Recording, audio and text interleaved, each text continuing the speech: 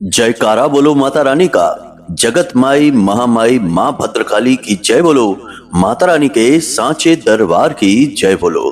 तुला राशि वालों, स्वागत है आप सभी का तुला राशि भिंड यूट्यूब चैनल में। बंधुओं, नया वर्ष प्रारंभ हो चुका है और इस नए वर्ष में नई ऊर्जाएं, नई उम्मीदें और नई संभावनाएं हैं। यह नया वर्ष आपको वह सब कुछ देने वाला है जो अब तक आपको नहीं मिला है। जी हाँ बंधुओं, जिसके लिए आप अब तक तरस रहे थे।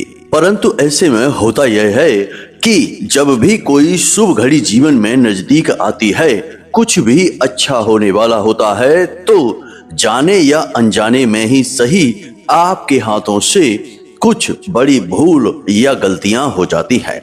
अब आप भूल चाहे अनजाने में करें या जानबूझकर करें, उसकी कीमत तो आपको चुकानी ही पड़ेगी।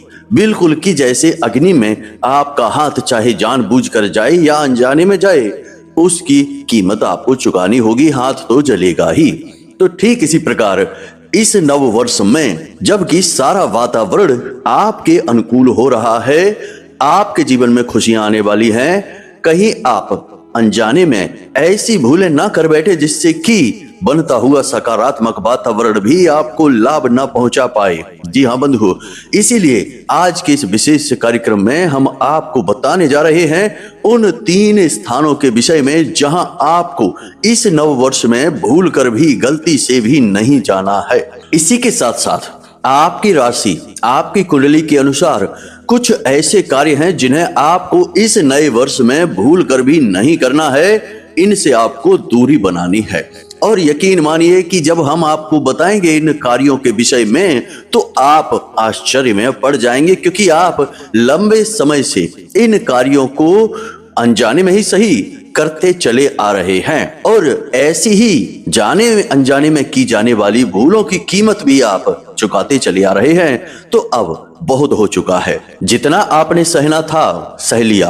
अब आने वाले समय में आपको केवल और केवल वह मिलना चाहिए जो आपके हक का है, जिसके लिए आपने दिन रात प्रयास किए हैं, यानी कि जीवन में शांति, सुकून, प्रेम और धन दौलत। इसी के साथ साथ ईश्वर की पूर्ण कृपा और आशीर्वाद। जी हाँ बंधु, तो अब जब आप इस कार्यक्रम को देखेंगे तो आपको बहुत कुछ नया सीखने को तो मिलेगा ही, बहुत सारी बारीक आध्यात्मिक धार्मिक बातें भी ऐसी समझ में आएंगी जो आप जानकर, प्रयोग कर कर अपने जीवन में एक नई ऊंचाई हासिल करेंगे। जी हाँ बंधु, तो बस हमने बड़ी मेहनत के साथ इस कार्यक्रम को नव वर्ष के पहले तोहफे के तौर पर तैयार किया है।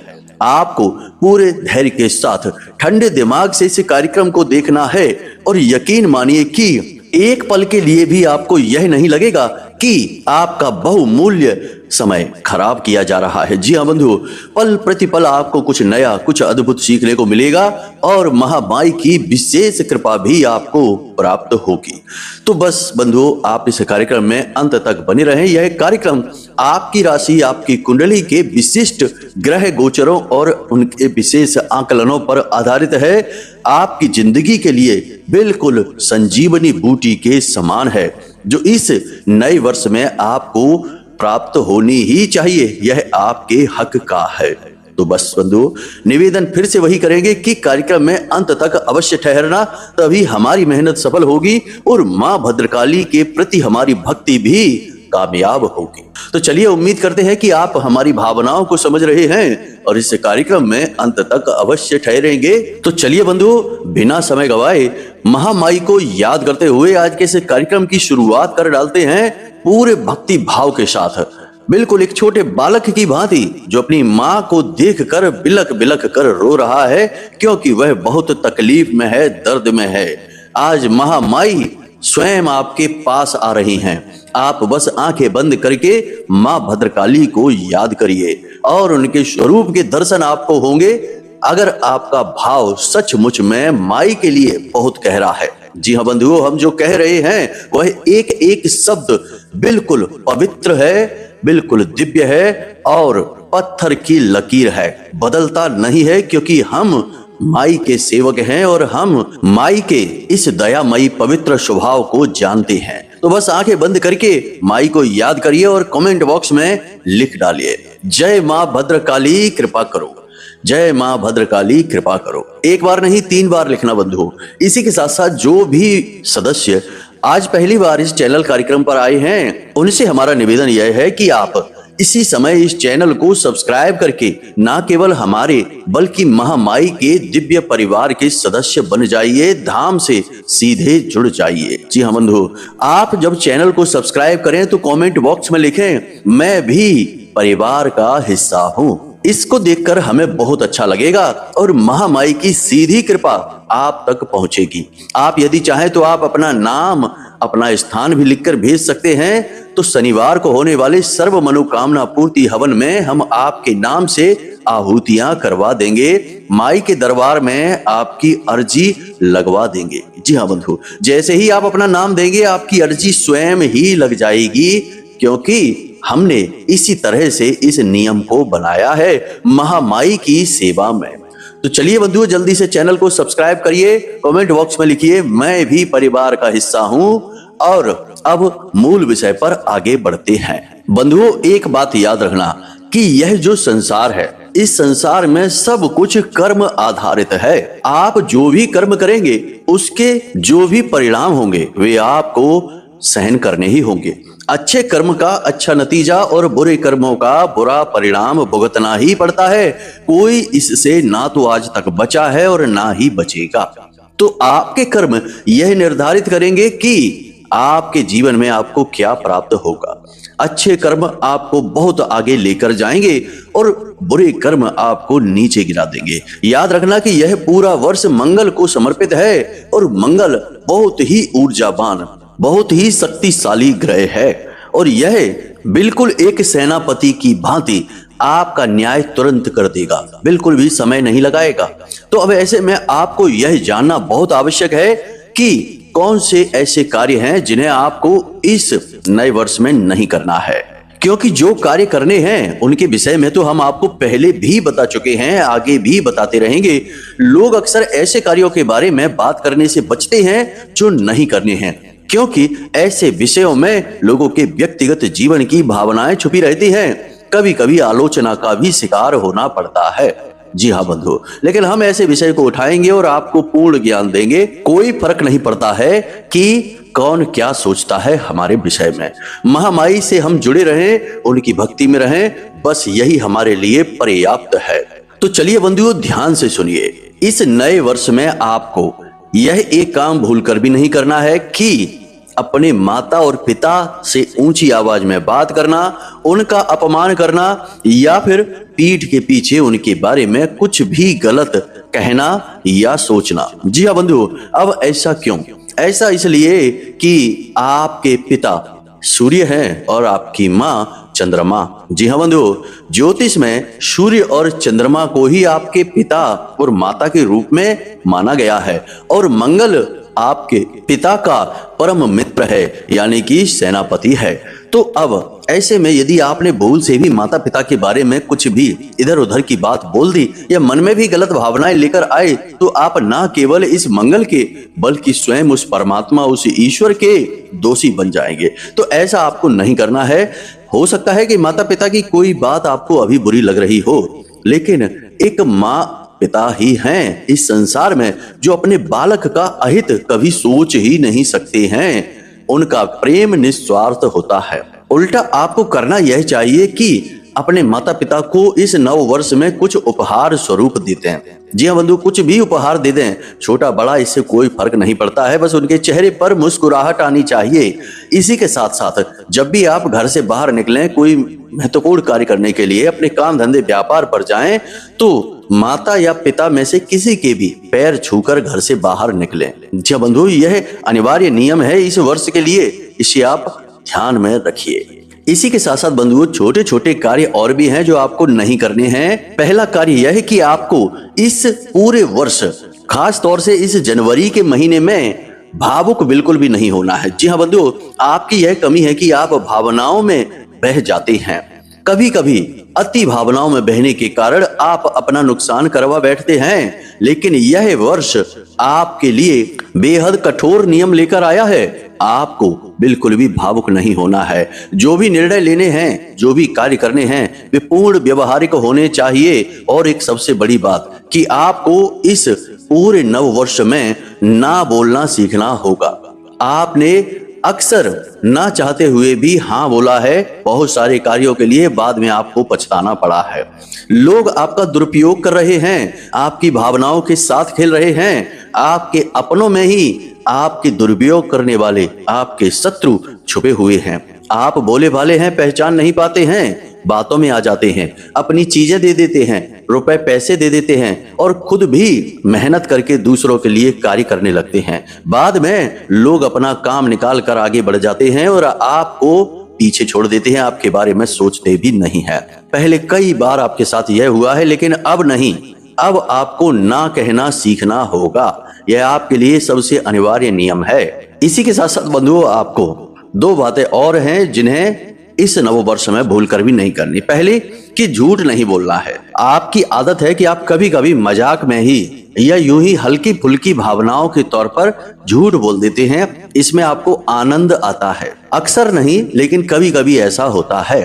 तो आपको हम कह दें कि झूठ चाहे मजाक में कहा जाए, चाहे यूं ही बिना सोचे समझे कह दिया जाए, परंतु झूठ तो झूठ ही होता है। एक नकारात्मक भाव है तो अपने साथ कई नकारात्मकताओं को लेकर भी आता है। इसीलिए आपने देखा होगा कि प्राचीन काल में जो महान लोग राजा महाराजा होते थे या फिर ऋषि मुनि संत होते थे, वे कभी मजाक में भी झूठ नहीं कहते थे। जी हाँ बंधुओं, क्योंकि झूठ असल में एक नकारात्मक भाव है और अपने साथ कई नकारात्मक ऊर्जाओं को लेकर चलता है। आजकल लोगों ने इसे फैशन बना दिया है। दिन भर हंसी मजाक के तौर पर ही सही, ये यूं ही बिना मतलब में झूठ बोलते रहते हैं। तो आप देख सकते हैं कि आजकल के वातावरण में कितनी नकारात्मकताएं हैं। कितनी ही अच्छी जगह पर भी आप चले जाओ, वहां पर भी कहीं ना कहीं किसी न किसी प्रकार की नकारात्मकताएं आपको दिख ही जाएंगी। लोग उल्टे सीधे कार्य करते आपको दिख ही जाएंगे। मंदिरों में भी आजकल लोगों का ध्यान भगवान की पूजा पाठ पर नहीं है, मोबाइल से सेल्फी लेने में है। अच्छी से अच्छी फोटो आ जाए, भगवान के अच्छे दर्शन हुए कि नहीं हुए, इससे ज्यादा फर्क नहीं पड़ता है। तो यह भी तो नकारात्मक भाव ही है। तो आपको भूल कर भी झूठ नहीं बोलना है। अब बहुत से लोग कहेंगे कि गुरुजी, बिना झूठ बोले तो काम ही नहीं चलता, क्योंकि यह दुनिया संसार है, यहाँ पर हर तरीके के लोगों के साथ व्यवहार करना पड़ता है। तो हम आपको बता दें कि कोशिश आप करें कि जितना हो सके अधिक से अधिक झूठ से दूरी बनाएं।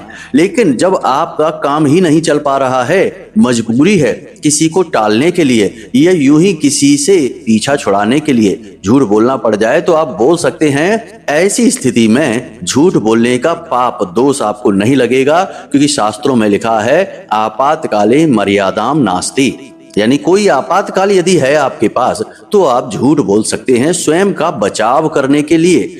इस झूठ से किसी को कष्ट नहीं पहुंचना चाहिए, पीड़ाएं नहीं प्राप्त होनी चाहिए। उम्मीद है आप यहां तक सारी बातें समझ चुके हैं। अब एक छोटी सी बात और, कि आपको किसी भी प्रकार का व्यसन इस वर्ष में नहीं करना है। अब व्यसन कई प्रकार के होते हैं। कुछ तो ऐसे हैं कि लोगों को पता ही नहीं कि वे व्यसन हैं।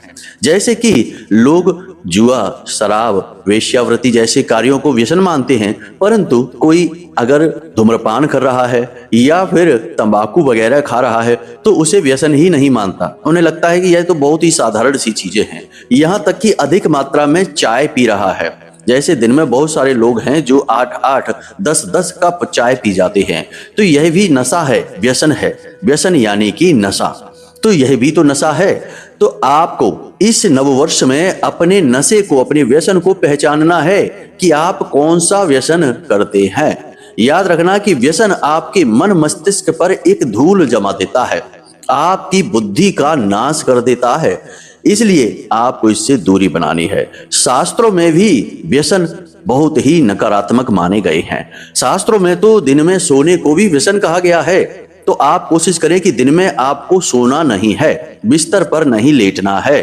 अब यदि कोई विशेष परिस्थिति आ जाए जब तब वाली, तब तो कोई बात नहीं कि रात में यदि जागे हैं, कोई विशेष कार्य की वजह से पूरी रात न सो पाए तो दिन में सो लो, फिर कोई बात नहीं है। वही स्थिति आ जाएगी कि आपातकाले मर्यादाम नास्ति, तो वह तो आपातकाल की स्थिति हुई, वरना आप बीमार हो सकते हैं, तो ऐसे में तो लेटें। लेकिन सामान्य स्थिति में यूं ही आराम करने के लिए अपना काम छोड़कर यदि लेटे हैं, बहुत ही गलत। मंगल आपको बिल्कुल माफ नहीं करेंगे, हनुमान जी आपको बिल्कुल माफ नहीं करेंगे। कभी आपने हनुमान जी को देखा है कि अपना काम छोड़कर लेटे रहें? ऐसा तो नहीं होता। प्रभु श्री राम की सेवा में तत्पर बैठे रहते हैं, खड़े रहते हैं, उनकी सेवा करते रहते हैं, लेटते नहीं, क्योंकि कर्म प्रधान कर रखा है उन्होंने और उसी के सहारे उन्होंने प्रभु को पा लिया। तो आपको भी यही करना है, व्यसन से दूरी बनानी है। जी हाँ बंधुओं, बहुत सारे ऐसे लोग होते हैं जो सच का सामना नहीं कर पाते हैं, तो वे मानेंगे ही नहीं कि वे किसी प्रकार का व्यसन करते हैं। इन बातों को हल्के में ले लेंगे, बाद में फिर पछताना पड़ेगा, क्योंकि इसकी कीमत चुकानी पड़ेगी। हमने पहले ही आपसे कहा है कि कर्म चाहे जाने में हो या अनजाने में हो, उसका फल भुगतना ही पड़ता है। तो आपका क्या व्यसन है, आप हमें कमेंट करके बता सकते हैं, तो हम माई से निवेदन करेंगे और माता रानी आपको शक्ति देंगी इस व्यसन से छुटकारा प्राप्त करने में। याद रखना कि जहां मानव की शक्तियां कमजोर पड़ जाती हैं, वहां दिव्य शक्तियां मानव का साथ देने के लिए अपना हाथ आगे बढ़ाती हैं। लेकिन इसके लिए आपको खुद को समर्पित तो करना ही पड़ेगा। आप यदि अकड़ कर खड़े रहेंगे कि नहीं, हम कुछ भी नहीं मानते, हम तो सब खुद ही कर लेंगे, तो फिर दिव्य शक्तियां आपसे कोसों दूर हो जाएंगी। इसीलिए तो भगवान श्री कृष्ण ने अर्जुन से गीता के अंतिम उपदेश में कहा कि हे अर्जुन, सर्वधर्मान परित्यज्य मामेकं शरणं व्रज। यानी कि जो कुछ भी तुम जानते हो इस संसार के विषय में, चाहे कैसे भी काम हो, कर्म हो, पूजा हो या कोई विधि हो, सबको त्याग दो, केवल मेरी शरण में आ जाओ, मैं तुम्हारे सभी पापों का नाश कर दूंगा। यानी कि भगवान खुद चाहते हैं कि मानव भगवान के सामने समर्पित हो जाए, तब भगवान उसकी मदद के लिए हाथ बढ़ाते हैं। तो आपको झुकना तो पड़ेगा ही प्रभु के सामने। यदि नहीं झुक सकते तो कोई बात नहीं है, समय आपको झुका देगा।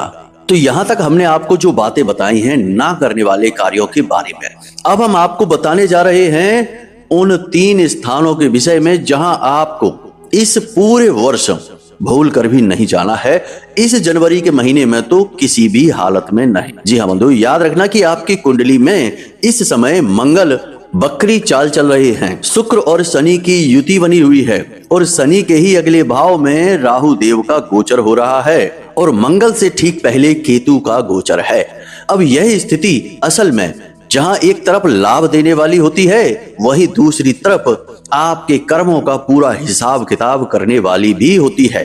कि एक तरफ तो शुक्र और शनि साथ बैठे हैं। शुक्र कौन है? आपकी भोग विलास ऐश्वर्य सुख सुविधाओं के कारक। और शनि कौन है? न्याय प्रिय हैं, वैरागी हैं, संत हैं।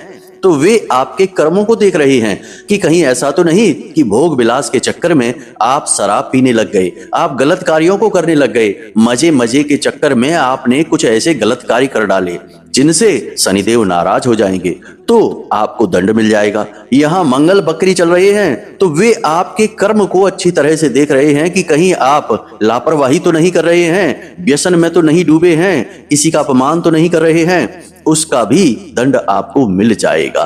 तो कहने का मतलब यह है कि यह जो जनवरी का महीना है, इस महीने में आपको विशेष सावधानियां रखनी है। वैसे तो हमने आपको बहुत सारे कार्य पहले बता ही रखे हैं, अब हम आपको बताते हैं इन 3 स्थानों के विषय में जहां आपको भूल कर भी इस पूरे जनवरी के महीने में नहीं जाना है।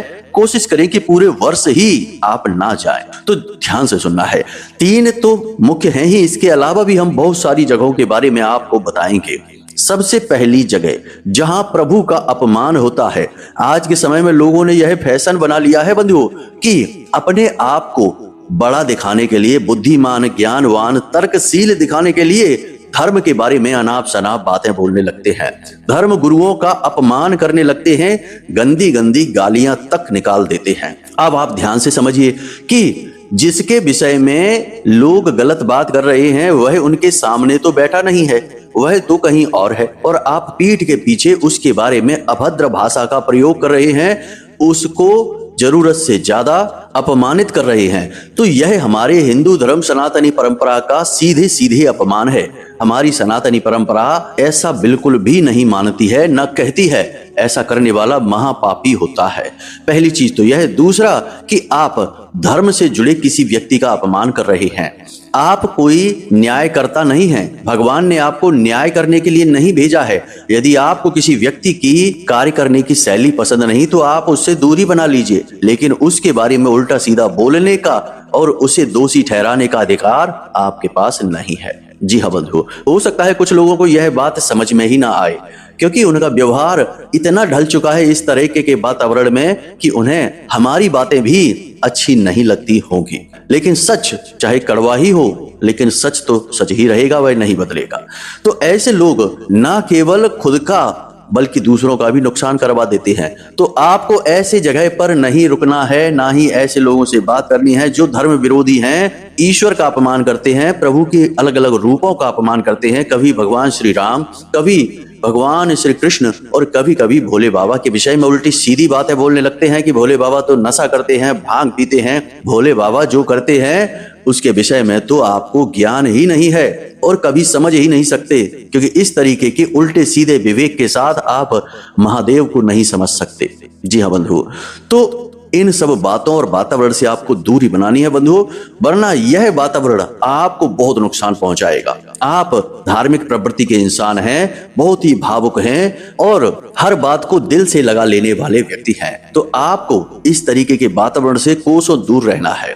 दूसरी जगह जहां लोग शराब पी रहे हैं, मांसाहार कर रहे हैं, जुआ वगैरह खेल रहे हैं, यानी कोई भी गलत कार्य हो रहा है। जब कलयुग प्रारंभ हुआ, महाराज परीक्षित से उसने आज्ञा मांगी, तो महाराज परीक्षित ने उसे 3-4 जगह, मूल तौर पर श्रीमद् भागवतम में कहा गया है कि 4 जगहें बताई, जिनमें से जहां लोग एक दूसरे की अनाप शनाप चुगलियां बुराइयां कर रहे हैं, जहां वेश्यावृत्ति हो रही है, जहां जुआ खेला जा रहा है, जहां शराब पी जा रही है, यानी कि जहां गलत कार्य हो रहे हैं, वहां पर कलयुग का वास होगा। अंत में पंचम स्थान स्वर्ण में जो गलत तरीके से कमाया गया हो, ऐसे स्वर्ण में बताया गया। तो आपको ऐसे स्थान पर नहीं जाना है जहां पर कलयुग का वास हो, क्योंकि कलयुग कौन है? कलयुग है नकारात्मकता का देवता, भूत प्रेत पिशाचों का देवता, और आपको ऐसे स्थान पर नहीं जाना है, वरना आपका जीवन खराब हो जाएगा। जी हाँ बंधु, अब तीसरा स्थान, इसे ध्यान से समझिए, यह बहुत समझने योग्य है। यहाँ पर आप बहुत बड़ी गलती कर जाएंगे। तो कोई ऐसा व्यक्ति जो तंत्र मंत्र झाड़ फूंक आदि से जुड़ा हुआ है, ऐसे व्यक्ति से, और यदि कोई ऐसी क्रिया कहीं पर कोई व्यक्ति कर रहा है, तो उस स्थान से आपको दूरी बनानी है। इसका कारण क्या है? कारण ध्यान से समझिए। आपकी आत्मा बहुत पवित्र है, आप मन से बेहद साफ हैं, और आप जब साफ होते हैं, पवित्र होते हैं, तो आपके ऊपर जल्दी दाग लग जाता है। सबसे उजली चादर में सबसे जल्दी दाग दिखते हैं। आपके साथ भी यही होगा। मंगल अभी बकरी चल रहे हैं, और जब भी मंगल बकरी चलते हैं तो भूत प्रेत तंत्र मंत्र आदि क्रियाओं का प्रभाव जातक के ऊपर बहुत जल्दी हो जाता है। ऐसे में आपको करना यह है कि इस पूरे जनवरी के महीने में भूल कर भी, गलती से भी ऐसी जगह पर नहीं जाना है जहां किसी प्रकार की झाड़ फूंक तंत्र मंत्र आदि की क्रिया चल रही हो, या कोई ऐसा व्यक्ति रहता हो, बैठा हो, जो इन क्रियाओं में लिप्त रहता है। एक जातक का हमारे पास फोन आया, बोला गुरुजी हम बहुत परेशान हैं, बेचारा रो रहा था, और उसका दर्द यह था कि वह झाड़ फूंक करने वाले एक व्यक्ति की संगत में आ गया। झाड़ फूंक करने वाले व्यक्ति ने, तांत्रिक ने उससे बातों में बहलाकर एक ऐसी क्रिया करवा ली जिससे कि उसकी संपूर्ण सकारात्मकता तांत्रिक ने अपने पास रख ली और उसके साथ भूत प्रेतों को कर दिया। अब उस इंसान के सपने में भूत प्रेत दिखाई देते हैं, सारे बंदे काम बिगड़ गए।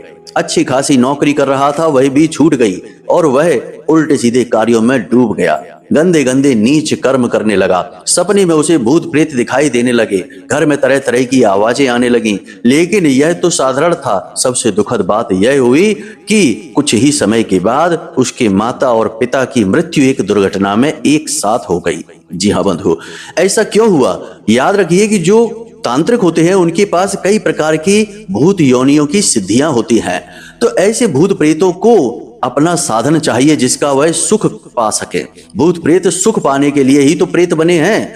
तो तांत्रिक ऐसे भोले भाले लोगों के ऊपर ऐसे भूतों को छोड़ देते हैं और उन भोले भाले लोगों का सारा सुख, सारा ऐश्वर्य ये भूत प्रेत सोख जाते हैं और उस बेचारे को पता ही नहीं चलता कि उसके साथ हो क्या रहा है, लेकिन धीरे धीरे उसकी जिंदगी ही समाप्त हो जाती है।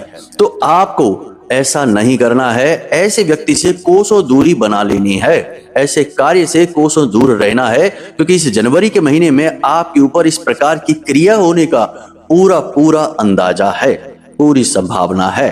तो बस अगर सावधानी से चलेंगे तो बचे रहेंगे, वरना किसी न किसी नकारात्मक ऊर्जा के भूत प्रेत पिशाच आदि के चपेट में यदि आ गए तो ना केवल यह पूरा वर्ष बल्कि पूरा जीवन ही समाप्त हो जाएगा। कुछ न कुछ ऐसा नुकसान हो जाएगा जिसकी कीमत जीवन भर प्रयास करने के बाद भी चुका नहीं पाओगे।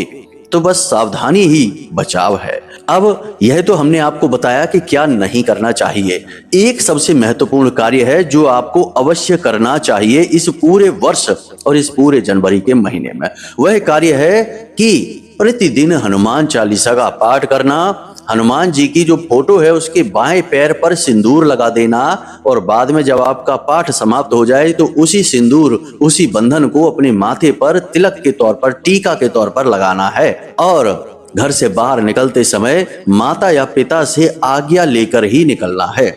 इस कार्य को आपको पूरे जनवरी के महीने में करना है। आपको निश्चित कार्यों में सफलता प्राप्त होगी। और जो बातें हमने आपको बताई हैं, इन बातों को बहुत अच्छी तरीके से ध्यान में रखना है, क्योंकि ये घटनाएं आपके जीवन में घटित होंगी तब आपको हमारी बातें याद आएंगी कि गुरुजी ने सही कहा था, ऐसा हमारे साथ हो रहा है। हजारों लोगों के साथ ऐसा होता है, जो बातें हम बताते हैं वे उनके जीवन में सत्य होने लगती हैं। फिर कहते हैं कि गुरुजी ने तो सारी बातें सत्य बता दी। तो हम ऐसा इसीलिए कर पाते हैं क्योंकि महामाई अपनी वाणी हमारे माध्यम से आपको देती है। हम तो केवल आंख मूंद कर माई से कहते हैं कि आप बताइए क्या कहना है, और वे विचार डालती हैं और हम बोलते चले जाते हैं। तो समझिए कि यह महामाई के आदेश हैं आपके लिए। इनकी अनदेखी की तो फिर आपका तो भगवान ही मालिक है। जी हाँ बंधुओं, तो उम्मीद करते हैं कि यहाँ तक सारी बातें आपको समझ में आ गई हैं। आप इन बातों का प्रयोग करेंगे और अपने आने वाले समय को सुंदर बना डालेंगे।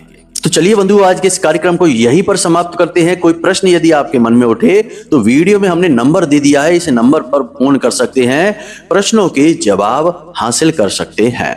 कुंडली दिखानी है तो इस नंबर पर फोन करके सारी डिटेल दे दीजिए। छोटी सी दक्षिणा महामाई के चरणों में समर्पित होगी और आपकी कुंडली का विश्लेषण कर दिया जाएगा। तो चलिए बंधुओं, आज के इस कार्यक्रम को यहीं समाप्त करते हैं। हमेशा हंसते रहिए, मुस्कुराते रहिए, सकारात्मक रहिए और महामाई के लिए अपने मन में भाव उत्पन्न करिए और प्रेम से बोलिए, जय मां भद्रकाली, कृपा करो। महामाई आपके ऊपर कृपा करेगी, हमें पूर्ण विश्वास है। धन्यवाद।